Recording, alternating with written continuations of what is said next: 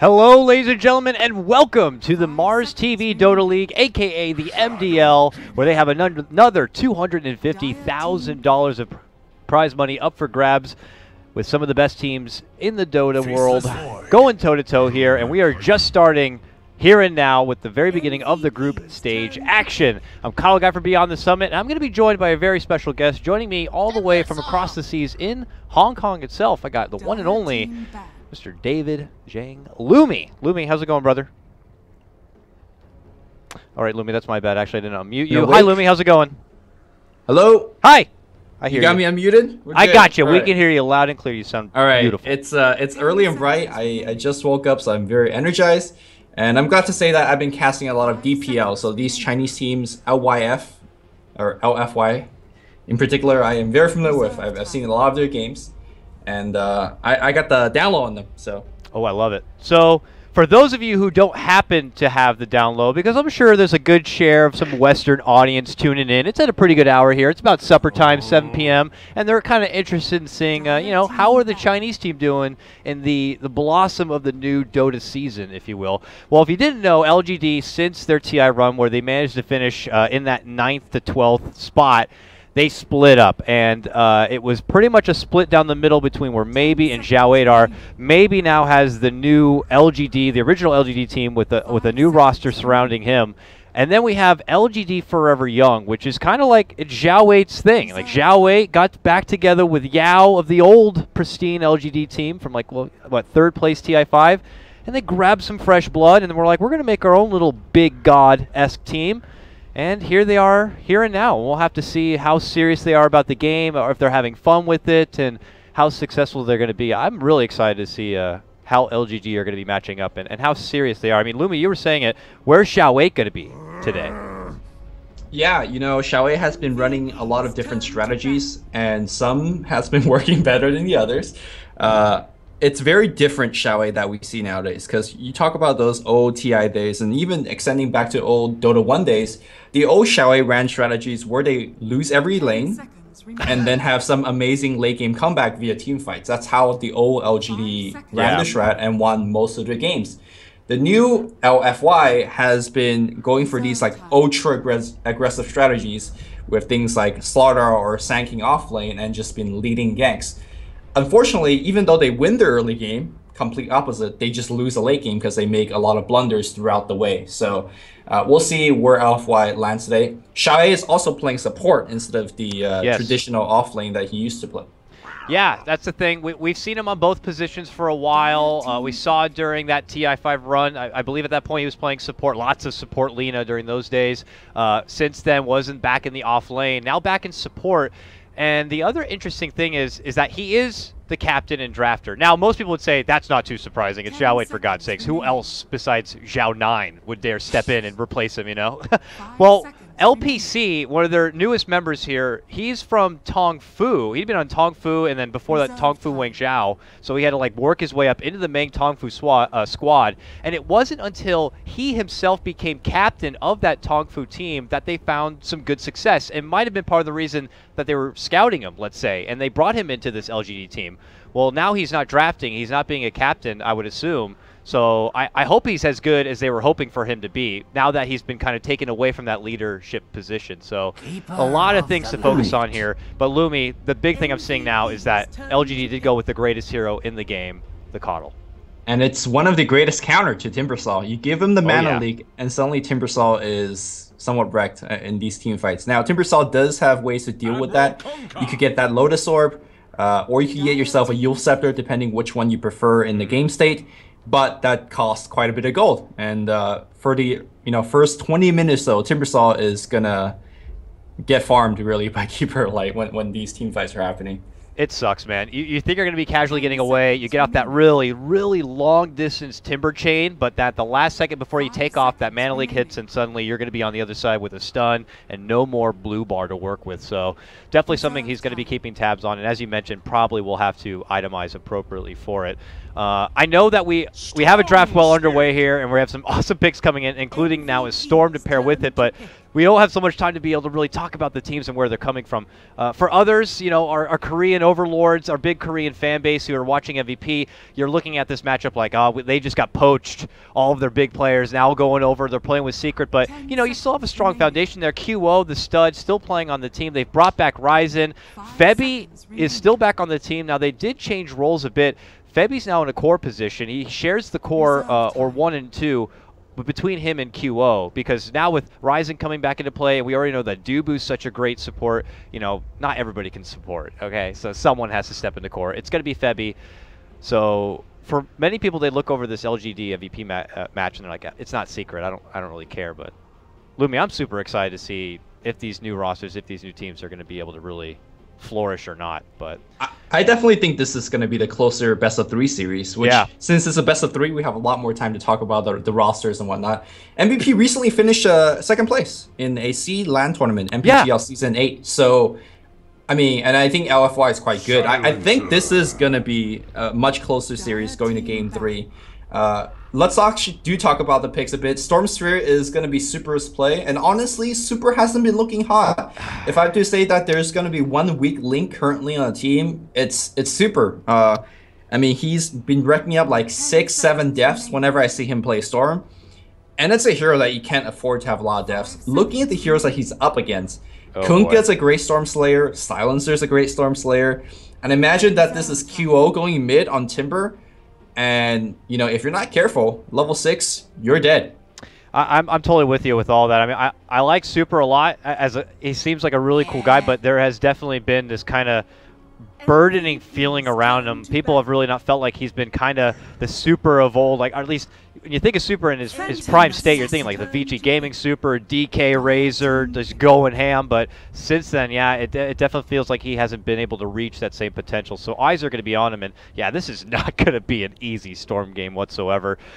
It felt like they're really kind of thinking about what they wanted to do within their own draft. I mean, yeah, you have a keeper to go along with them, so you have a massive supply of mana to work with. Elder Time will help you get those bursted targets. Faceless Void will lock him in place, but there's so many problems on the other side that I'm really intrigued to see how he's going to be doing. Final grab for MVP, and it was an MVP pickup through and through at TI6, the Phantom Assassin. It comes out here and now, and it does look like it's going to be a core position. Lumi, I don't know if you've been seeing all the other waves happening, but the recent emergence of the 4-position PA has been something else. Have you seen any of that? No, but unfortunately I don't think we'll see it here. Yeah, no, definitely not here and now. But it's one of those things that I saw the here and I'm like, you never really know. But yeah, here and now, looking to man up, looking to get in the face. How do you think PA is going to be able to kind of hold her own when you're going against the Faceless Void Chrono and you're going against something like the ET? Well, she's going to have backup. Silencer is going to make things very smooth. And when she gets in the face of Keeper Light, I mean, that's one hero that gets blown up very quickly, especially if Phantom Assassin is going for that Desolator build that we do see a lot of players going with. Even Stormsphere, under Global, just going to die. So I think it's an amazing pick. I'm timed out. But all right, get back in here. Yeah, get back in here, no problem whatsoever. And it is looking like Febby is hopping onto the Silencer, which if this was the old MVP, I'd be like, okay, cool, yeah, support Silencer and whatnot. But I could have sworn that Febby is their core player here. He has a interesting inventory too. Looks like he might be taking the Silencer down the mid lane. That is unmerciful if he's hoping for a matchup against the Storm Spirit. So it is going to be a rough matchup there if, well, MVP have any say in the matter. But we're going to get underway, folks. I do want to put out a disclaimer to everybody watching. We are not on site covering this LAN. We are coming at you, or at least I am coming at you. The broadcast is coming at you from Southern California. Hopefully, we will pray that the firewall from China is not going to be too vicious and that the lag will not be too severe. But here we go already. Early disruption going to be happening. We're already talking about the burden and how hard it can be for Super already, Lumi, and it's first blood already onto him. QO picks it up. Yep. And if you do want one player to play your PA, it's got to be QO. His play style is super aggressive and sometimes, overly so, but, Phantom Assassin is one of these heroes you gotta go in. And even when the odds are stacked against you, sometimes you get a crit or two. And suddenly you just win the game, so. LPC, very also close to death. Not that he knows it, though. Yeah, they are flirting with danger Oh. here. Carl's got move speed, but still, you got Disruption on one side and possibly an easy setup of a Torrent. Do they have the firepower? Oh, they got great blocks, so that's good enough. Man, just quick work already coming out from MVP, but when you're doing research on MVP, I understand they changed their roster and roles, but the tenacious behavior they've always had, that has never changed, Lumi. Yeah, the play style has not changed. No. And it looks like it's not going to be a Febby mid. It's going to be QO mid. Okay. In this particular matchup, I think Storm does a little bit better because the Remnant is going to be so good against QO. But QO is going to wear him down with these Stifling Daggers. And once the Storm is down to like half or 4 HP, that's where we see the jump happening. And Remnant would not save you there. The daggers, man. Don't even get me started. I mean, that was the whole thing behind that 4-position PA. Now with the benefit of Orb of Venom not being a unique attack modifier, the daggers are just so ruthless. They're coming out like a ridiculous carnival Top game. lane? So some super has to deal with top lane. Bit of fisticuffs breaking out. They're looking to make a jump on the Monet, but they're not going to get the grab. Ryzen will lose a chunk of his mana as they will be able to zone back the harassment, but MVP still letting him know that we have this aggro lane and we're looking to punish you. Yeah, they don't get the kill, but I mean, it might as well just be good. Monet has to like suicide to neutrals. He's wasting a good 40 seconds or so to actually get back to farm. He doesn't have waveform at the ready at level 1. So this tri-lane is so far doing everything that's intended to do. It's also going to even get a pull off here by Adubu. So that means the experience gain for LFY is going to be even stifled. So MVP, we're off to a beautiful start. It did force out, it looks like the rotation. Monet has already come to the bottom lane on his morph, so we'll have to see if MVP look to make an audible call. It looks like they will. Suddenly, here comes Dubu showing up on his Shadow Demon. Are they going to actually try to engage on the Monet? Not really. It looks like instead they'll just try their best to zone him back, but this is definitely very flustering, I'd imagine, to LFY in the early game. This is like everything that's gone wrong. You have a Void jungling, 2 minutes into the game. Your Storm gave up first blood and Otto's dying. Nobody's farming. Monet's dead too. Man, they just went right in on him. Velo was happy to make chase happen here. The recent Australian edition looking to back it away from the blast will be fine. So MVP just happy to dictate where the momentum's going to be and where they want these lanes to go. And it's all LFY forced in a position where they have to respond. And in a game like this, where everyone on the other side is not doing too well, that's where a game where PA really strives, right? Like, everyone's under level, you get to your level 6 quick, and you just see 200 gold everywhere walking around. That's a pretty good start here for QO. And look at Storm. Storm is, spending money buying salves.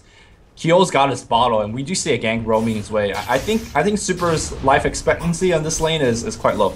It really is. I mean, there is so many setups on the side of MVP. Shadow Demon, Kunkka, these guys are playmakers, and with the mileage they're going to be dishing out in the early game, it's setups that they're going to have to keep looking for on the side of LFY because the lanes are set and stable now, and LFY can't afford to keep making rotations to adjust, so they're just going to have to take it on the chin as they are right now, which are bad matchups. So they're going to have to pull out some sort of game changer. I don't know if it means just slow playing it up until level 6 in old LGD fashion, as you were talking about in the draft, where they'll just play it passive and disciplined, and eventually they'll out-execute in team fights and take a net worth rubber band. Mid lane, Super getting doved on here. Gonna barely survive, but there's no regen whatsoever. I mean, he could poke more money into salves, but that's not gonna help him win his lane.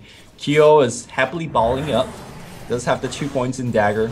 But yes, like as you nicely put it, LGD is losing every lane so far, right with the old game plan. And they do have the teamfight capability of the Chronosphere as well as the Earth Sphere stuff to get them back.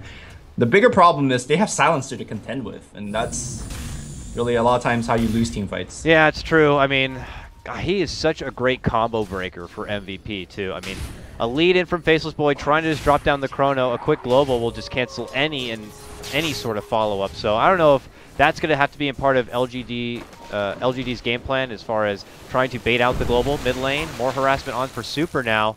Gets a little bit of help from LPC with some mana nearby, but still just lacks a bit in the health department. And with Dubu hanging around, he really just can't afford to move forward. And look who's hanging over his right shoulder. It's Ryzen nearby on the Kunkka. So much hate focus on this mid lane. Dubu's going to make the call now. Disruption is there. Kibo looks for the dagger.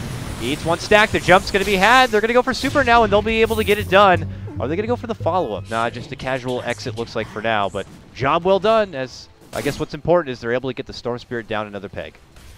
the big problem here for Super is that he doesn't have a ward on the other side of the hill. And even though he has a magic stick to grab these Stifling Dagger charges, Kyo understanding he doesn't have a ward, so he's actually throwing these daggers from fog.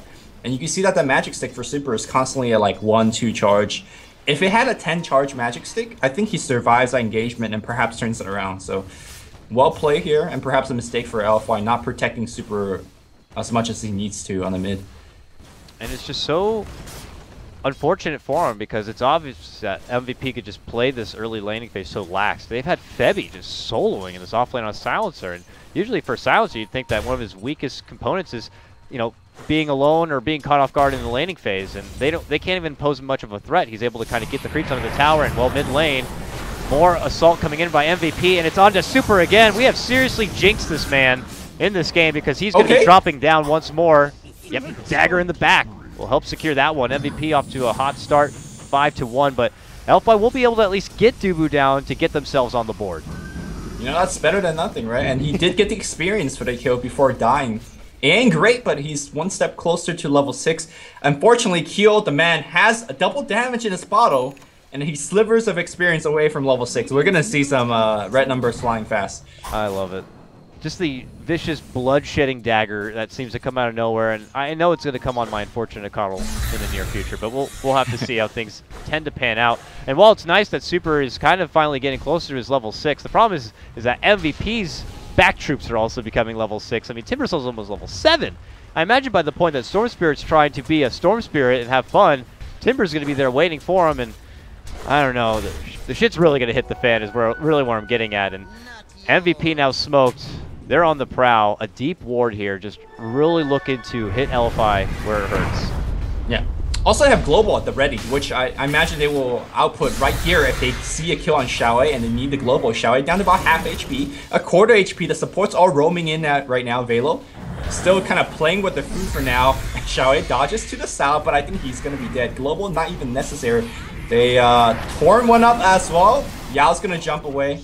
And they still X him up. Chronosphere is going to be spent defensively. They're going to turn her here on Dobu, but yeah, everything's fine. LFY obviously in a very uncomfortable position, just kind of awkwardly walking around MVP a bit there.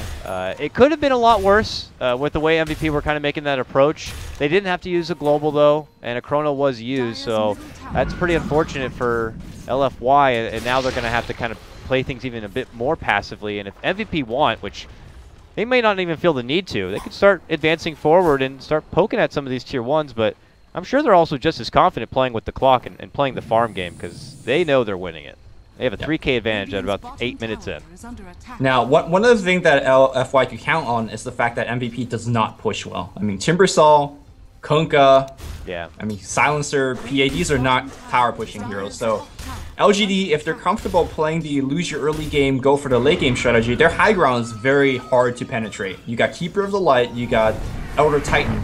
So I think even though that Xiaowei recognize they're very far behind, they also recognize that they have the late game covered, especially with the Morphling, provided they get farm. But there's going to be quite a bit of time here for them to hold their high ground. Yeah, I wouldn't lose hope here for Xiaowei just yet. There's definitely potential for vintage LGD, the unimpenetrable high ground defense that you never seem to be able to break through until they eventually just take all the net worth back. The potential is there with the lineup they have. We'll see if they're going to be able to kind of hold on to it, because I agree. The pushing power from MVP is just not really there. It kind of takes their whole posse to kind of get it done. Tier 1 top lane will go down for them, and well, at this point, they can kind of control the whole northern hemisphere of this map. LFY have no safe jungle to farm in right now, so farm options are very tight. I'm looking over to Febby's Silencer build, and he's looking to be building phase boots. Which is like an eye-opener to me because, you know, normally when you see Silencer, you're like, oh, let's stack more Int for that Glaive of Wisdom, which Sophia, he doesn't have any points into. And top lane, Monet is in a little bit of trouble. Has Strength Morph, a rainbow assortment of TPs are coming in. Yeah, but hey, they drew a lot of attention, and MVP could just get the hell back, and Monet's going to have to do that long slide of shame back to the fountain. But uh-oh, QO makes a re-engagement here for Super, tries to jump it away, but the X was there, pulls him right back and takes him down. Global comes out. They want to go for more because they saw, well, the Faceless Void come in and try to drop out the Chrono here, and now they're looking to disengage. A jump in is not going to get them close enough, but he finally dishes out the Chrono. We can't see it, but now we can. Thanks to the great firewall. A blast will fly forward. Could help them get Kunkka, but no, they can't get it. He's going to live and walk away, and he'll be the one to go down because here comes Velo. Stepping right in on the Timber Saw and able to shred it home. MVP will take the lives of 2 at the end of the day. Man, that was a big opening for LFY because the Global essentially did really nothing, right? Like, it was a poorly timed one, but LFY just doesn't have the damage and critically the levels to really output damage within the Chronosphere. So now not only do they lose the team fight, they also lose these precious tier 1 powers, which again is really their safe haven. This is where they're supposed to be making the defense. Storm Spirit getting 2 power threats, hey, that's something. It's something. It's just unfortunately might be too little, too late, at least for now. Still going to be banking on a lot of time. It's just they got buildups, you know. Their team, as usual for LGD, they just get these guys that have such a long buildup. Morphling, a ridiculously long buildup. You can't afford to get caught. Not in situations like this. And now when you got to get your way towards that Lincoln Sphere. Luckily, though, he's got some points in Morph, and he is going to be able to waveform back in a way. But everywhere he goes, he thinks that he's going to have a lane to kind of just, you know, reside in for a bit. But MVP are always going to be there to contest. Well, LFY is now jungling and camp together. As 3 or 4. The buddy Not system. a good sign. Yeah. Not a good sign. Oh boy. Yeah. I mean, one big thing that we're waiting for LFY to make it happen is that MVP really likes to dive, and sometimes they make mistakes. And Chronospheres as well as Elder Titan are good spells to help the enemy team making these mistakes. It would not surprise me greatly if MVT like just 3-2-2s a team fight to LFY, giving them at least 2-3 minutes of farming time. I wouldn't count on it, but it can happen. MVP seem to be wanting to push the envelope here in the bottom lane, clearing out another precious access point that could allow MVP to maybe sneak in for a Roche in the near future. Elo will be taking up this mana leak, but MVP, it looks like full attendance all the way down here and below. And LGD are just not really in a comfortable position. They have Chrono in about 8 seconds time, but that's really the only big spender they have to work with. I don't think that's enough of a wild card to be able to pull out. So that tier 1 is just going to have to be sacked, and that will take the last tier 1 out. So I don't know. What's the game plan if you're LFY? I mean, you can only bank on time so much. Eventually, the leash that they have to go out and farm is just going to get pulled back so much, Lumi. I don't know how safe they can feel going out so far. At the same time, you're building your Morph up to the critical levels where he takes his ultimate. That's where he could start you know, using his replicate to split push. And mid lane looks like we're going to see a fight breaking out. The bow and the Chronosphere being dropped simultaneously, but looks like it's going to be LFY getting globaled up, and the team fight does not go well. Super runs to the right side, will jump away. I don't think he'll survive that curse. He's going to be going down, and now the tier 2 is open, but never mind that, because QO is still chasing for a couple more heroes. He goes on Xiaowei. Okay, now goes back. These heroes are buying back. Super buys back for this. He needs to get a ton of kills. And I don't think he will. Jumps back in, eats a curse, and that will be the end of it. I guess a buyback to be able to slow the momentum of MVP, but it is another hard hit to the LFY piggy bank on that, and specifically for Super. I mean, I hate to be so hard on the guy, but he is just a serious non-factor in this game, unless there's going to be a timing window or someone else to kind of, you know, be the one to kind of take the spotlight off of him. And I don't know who that is. Morphling's like, don't look at me. I need a lot more time here. I need about 10 to 15 minutes before I'm even defensively ready with a Lincoln Sphere. So MVP, as long as they kind of keep their cool and as long as they kind of keep this momentum up, it's going to be a long road for LFY, but okay, we'll have to see. There's a smoke. Global is down. All right. I like it. I want to see LFY go on the offensive here. Let's see if they can find a nice little gracious pick. Silencer's an easy target. He can't get away easily. And he has no TP. This man is dead. And that will be hopefully a pickup for Super. Monet will grab it. That's another nice person to grab it, but here we go. That's one step in the right direction, Lumi, but how many more steps do they need? I mean, that kill was worth 1,000 net worth. So Yummy. Perhaps not so many steps, right? Like, they are so far ahead that any picks that you get, it looks like we're going to get a little bit more here. Super. Oh, no. Okay, maybe not. Yeah, he jumped in. He's like, I'm feeling it, guys. We got this. And then he just gets hit in the face with a boat. He goes down.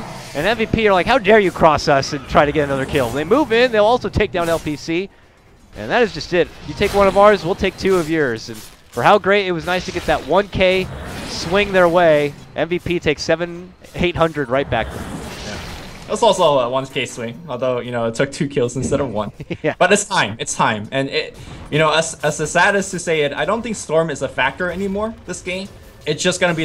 You look at Morphling and see if he could Superman this game. Yeah. And Morphling is one of those heroes that can. You know, once you get up to your Linken's and Ethereal Blade, suddenly he's split pushing and he's killing your Silencers by himself. He's killing Shadow Demon by yourself. And looks like they're trying to set up a pick on Velo. That's going to be a very, very hard target to go for.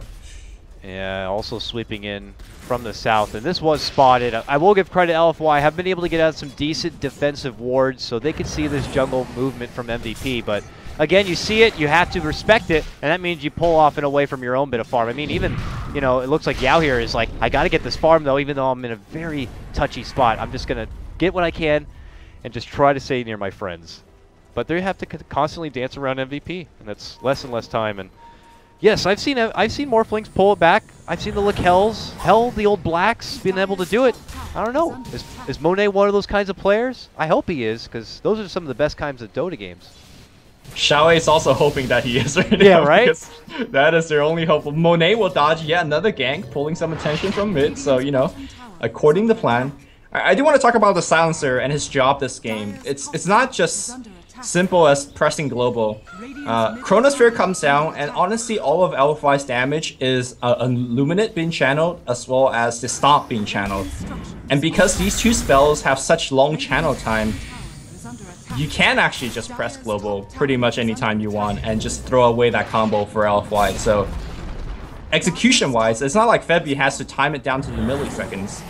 And all the meanwhile, you know, Kyo is going to be running around pressuring that Kato, pressuring that Elder Titan. So it's not going to be hard to execute for MVP. Meanwhile, for LFY, I don't know, they have to do some elaborate dance to find when, you know, Chrono is down, to find when the boat is down.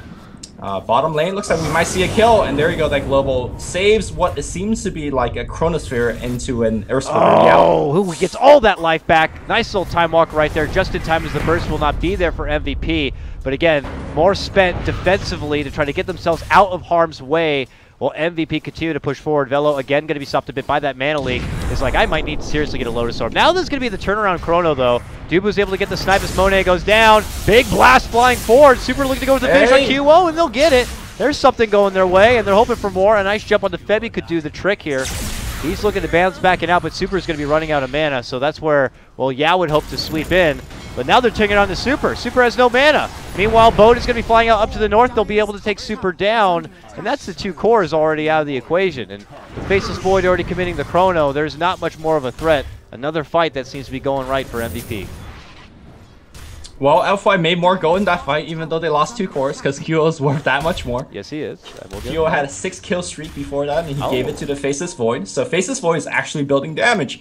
He's saying, you know what? Monet's not doing hot, and Super is not a factor, so I need to start doing some stuff. And the Diffusal Blade being very critical here, because a lot of times he's dying under Last Word or Global, so he could purge that right off and, you know, keep jumping away or initiating, depending what the situation is. It is unfortunate that you have to go with your 3rd string core at only about 18 minutes in. And then one of them is supposed to be a Morphling. You're like, it's fine, it's only 18 minutes. Morphling's got a slow build up. And they're like, nah, yeah, you might need to get some damaging items here. It's really not looking so hot. So during this timing window, MVP will move into the Roche Pit. And with an extra life on their side, you know, this could be the ticket for them to kind of be able to begin their ascendance up into the high ground. But you were talking about it a bit before, and it's something I'm very interested in, is how good is that push going to be here from MVP? They have a hard enough time just hitting towers. I imagine sieging into the high ground is not going to be easy, and certainly not into a Chrono, into a Stomp, into a Blast. The challenge might have just really begun for MVP. Well, I think the age just really helps. I mean, PA has the Vanguard as well. Super. Don't play with that fire. He will crit you at any given moment. So you get the Vanguard, you get the Desolator, so you can actually tank and hit the tower quite easily. And yes, Keeper of Light can blast Illuminates at the back, but even Keeper has to be careful because QO could just walk past the tower a little bit, give you a dagger, yeah, and just drop you to like half health instantaneously. If that crits, you're probably just dead with the Desolator. Yeah. So it's hard, but not as hard as you imagine, especially with the item that QO has. The Vanguard really kind of ties things together very nicely. Yeah, I didn't really acknowledge the Vanguard until you were talking about it right now. It's not a usual cookie cutter buildup. I understand it leads to a nice Abyssal Blade, but I suppose when you're feeling like you don't really have to worry about BKB too much, you're fine kind of tanking up a bit more and being able to segue into just that much more of a lockdown and a powerhouse hitter. Tier 2s in jeopardy here in the mid lane. This will be the second Tier 2 to take down against LFY, while LFY have not even taken a Tier 1 yet. They're trying to do so up here in the top lane as Super is split pushing, but still have a lot of money on the map that LFY have yet to even claim. It looks like they've been able to get off an X here. They're going for the boat. They're looking to get rid of Yao, but he gets the time walk off. Doesn't stop QO, though. Look at him jump in and get the crit. Uh-oh, suddenly Yao in a lot of trouble. Has to get off the time dilation, but it's not going to be good enough. Oh, no. 40 seconds on the sidelines, and now no chrono for a high ground defense. Say it ain't so. Yeah, I mean, that was after a missed bolt combo. It didn't matter because MVP has more than enough. Also, MVP has sustained. It's been multiple times since they used this trick when an X self-TP back. Even if Kyo gets low, he could just, you know, re-energize with the allies TP. And we're going to see Kyo breach the high ground. They don't seem afraid at all. Here comes that Kato Illuminate. It blasts down the creep wave. And Kyo with that blur evasion with the Vanguard doesn't need a creep wave. Really doesn't. He's happy to take in this tower. Storm jumping in. Super goes for the pullback, hoping to lock him within that blast, tied together with the natural order with the stomp. It's a lot of good damage here. Again, this is all for the Aegis, though. And still not going to be good enough. Now, meanwhile, it has been Monet's best farm time probably of the game as a whole. They got that Tier 1 down. Oh my god, are you kidding me? Bello! And he's going to go right back to the mid lane? Oh, I'm back, guys. Don't worry. I got rid of that Morphling problem. No worries. He's gone now. Let's go mid. Oh my god. Febby's not there, but Febby doesn't need to be there. He's got global at the ready. And, you know, I thought they were going to say, hey, PA's a little bit low. Let's X and get her TP back to base and redo it, but doesn't need to. Velo now is X up, so he could go in without Bear. Super using his little bit stun, try to set up a Luminate. Oh, I don't know. He's actually stunned in there. Yeah, he's locked out pretty good, but do they have the firepower to do anything about it? Kyo's like, no, they don't. I'll jump in and I'll be the one to dish out all the firepower. They're going to quickly Shrek right on through and take down Xiao A, the director himself. Now the response play, Yao's going to get off the chrono, but again, he's like, drops the chrono, walks away, and you know that's not a good chrono, and they don't even let him get away. Kyo has been vicious this game on the PA, 6-1 and 5, as they push on in for the Tier 3. Lumi, with where it's going right now, I mean, could the Tau be thrown in soon? I imagine LFY could feel like they could hold on a bit longer, but this is a clinic from the Koreans, and, well, Super in a bit of trouble, goes in, pulls right back out, and they'll finally be able to get down that first life of QO. I mean, if you're asking when they're going to call it GG, I think they're going to call it once 2 Raxes are down. One Rax down, they still maybe feel like there's some hope. Although, the big creeps are going to be hard to deal with. Even though you got a Kato and Morphling, they are just not at the item ready. I say that though, Keeper of Light is halfway to Ags. You and I both know that Ags goes in a long way in a base defense. He's like a whole new hero when he gets that. We know that. That's for sure. It does take a little bit of a build-up. I mean, that's the great thing about a calls, even in late game. You'll be able to blast down waves. It's your job. So the farm just comes with it. So will the Ags, which is nice and all. But, you know, get that. Give the old man a gem as, you know, QO is just casually killing off their only shot at comeback, which is Morphling in the bottom lane. But I don't know if it's still going to be enough. I don't see them even comfortably getting out of the base as a group. And I don't know if LGD are the kind of team that are going to be like, maybe our best shot is getting a smoke and doing the complexity wraparound kind of a thing.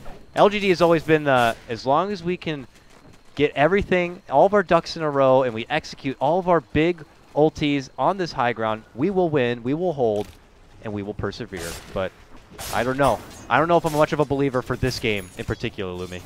Yeah, so far we haven't seen any of those execution really coming through. And if you look over to Kyo's items, got the BKB, right? So presses that golden bar, and he ain't dying either. No. I don't know about this execution, but it does not look like it's happening. This Tier 2 going down will be the last outer tower, and could pretty much be the final march right here by MVP. This MVP has looked the most disciplined I've ever seen them. Like, it could just be that it's an easy game, so they don't need to overextend. And Chronosphere, they're going to just jump on Kyo.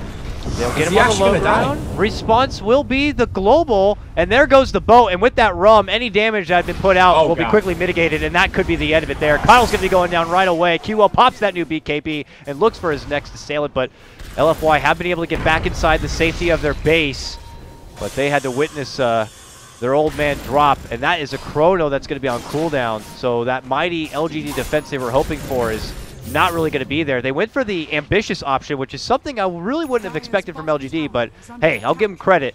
Or maybe they just felt like they were really down that far. They went for it, it didn't work, and it looks like it could cost them their mid-racks. Yeah, I think they are already resigned to that the mid-racks is going to go down eventually. They're just using it to buy time. Lincoln Sphere is up on the Morphling, and he has no plans to come defend. Not right now. He's like, I got tier 1 I'm hoping to bring down, boys. Let's just accept the fact that this Rax will be dropped and that with the power of the Coddle Blast and company, we'll be able to burst it down. Boat flies forward. Time walk as Yao will be able to shrug off all the bits of damage. Super looks to make his move, pulls in for QO, gets him right back. Manly could slow him down a bit. That with time dilation, he's going to be forced to stand, plant, and fight, but they're going to pursue onto him with both the Morph and the Storm. They should be able to burst forward QO. Can they get him? He's bounced out and away, and he's good. Back in the safety of his team, he will not be brought down. And though the lag continues here, I can see easily as he slashes apart and takes out Yao. And that will be it for this mid-Rax. LFY, though, will still hold and fight, but they will not have a mid lane to defend. Yao trades himself 1-for-1 before he dies, and normally that looks like a bad trade because they traded an off lane for a support Kunkka, but this support Kunkka is becoming a core armlet buildup, got the Tidebringer max, and because of the network differential, I think the Kunkka was actually worth more, so slight 1-for-1 victory here for LFY, but they're the one that's down 1 Rax. And Lincoln Sphere is up, 1k on Morphling. All right. We're still about 3,000-4,000 away from Shotgun. Yeah. And that's where maybe you have some hope.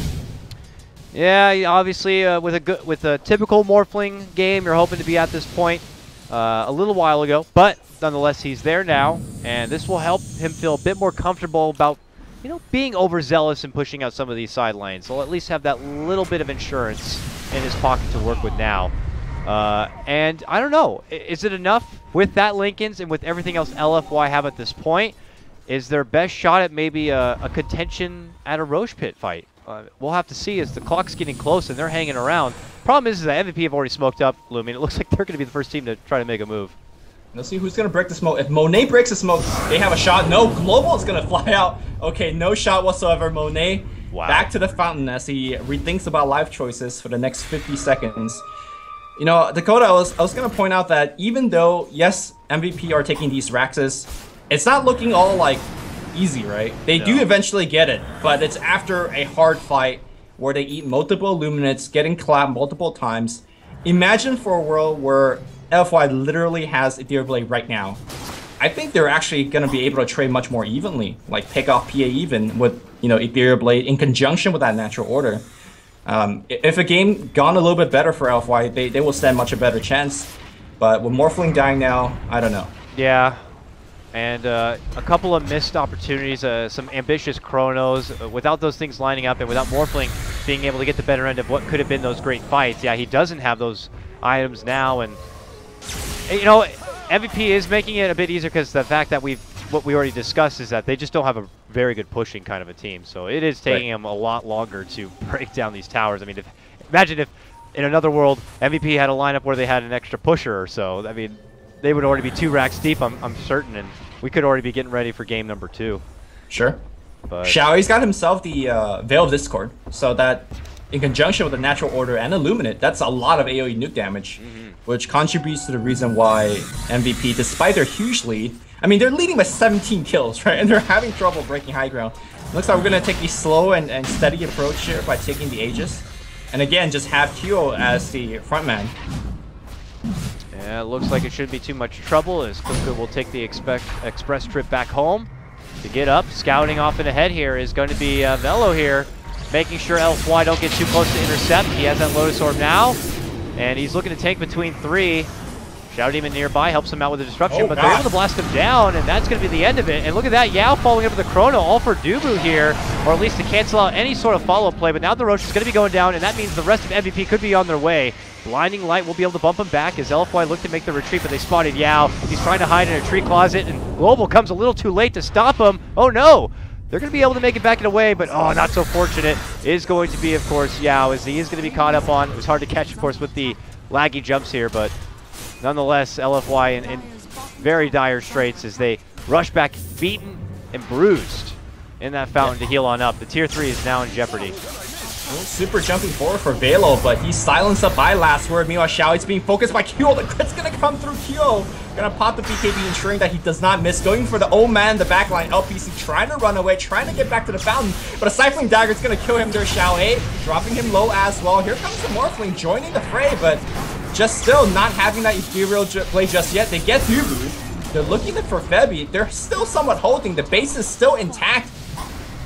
I mean, drawing so much attention. MVP just bloodthirsty here, going out in front of the fountain. I mean, we're almost in disrespect dive territory as he makes an easy triple out of Hal there at the end with a good, gracious crit luck.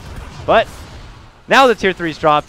Back to what's important here. Looking to bring down the racks. He was like, I kill heroes faster than towers. Just, I'm done with this. Tries to make it go for Xiao Wei. Super's here now, pulls him back. Doesn't stop him. He wants Xiao Wei. He wants that kill. Can he get the crit here at the very end? Doesn't need it. Gets the kill there. Turns back it away. That's technically a quad kill now. And they're still having to deal with him. Bumps back. Gets the Lotus to even help out. You don't even have any mana, QO. He's like, I just want to lose my Aegis to get all my life and mana back. Oh my god, it's over. Xiao Wei says that's enough. Our team has taken enough. We'll go to game 2. Yeah, we will go to game 2, and I gotta recap this game. This game really started very unfortunately for LFY. They lost Super to a first blood smoke gang, and they just didn't protect him enough. They didn't give him the high ground ward. Remember, it was like Kunkka and Shadow Demon that roamed around constantly. Like they just not hope, had no hope without a Storm in this game to give them that mid game time, and unfortunately, because of that, LFY will drop game 1 in this best of 3 series. Yeah, you know, you could stem it all the way back to the beginning. It's unfortunate for Super because he happened to be at that wrong place at the wrong time for the early disruption into the first blood. Yeah, you can still pull back a game there, but you're already starting with like a unfortunate stub of the toe, and then it did not get any easier. As you mentioned, MVP put that aggro lane together. It really was so much trouble for Monet. He was forced to rotate down to the bottom lane, and then the laning shuffle process began, and that's when already MVP were just the dictators, and at that point, they just built up so much farm, and traditional MVP playstyle, they just bum rushed them, and LGD were not prepared. They have all these heroes that require such a build-up, and they didn't have the time. They weren't blessed with a bit of an early game, so they're starved out. MVP get the win here, 30-9. It looks like a slaughter on paper, but that is just game number 1, folks. We're going to go ahead and cut right now to a small break, and when we come back, it's going to be myself, Coddle Guy, and Lumi as we get into game number 2 of this best of 3 matchup, LGD Forever Young versus MVP Phoenix. We'll see you soon.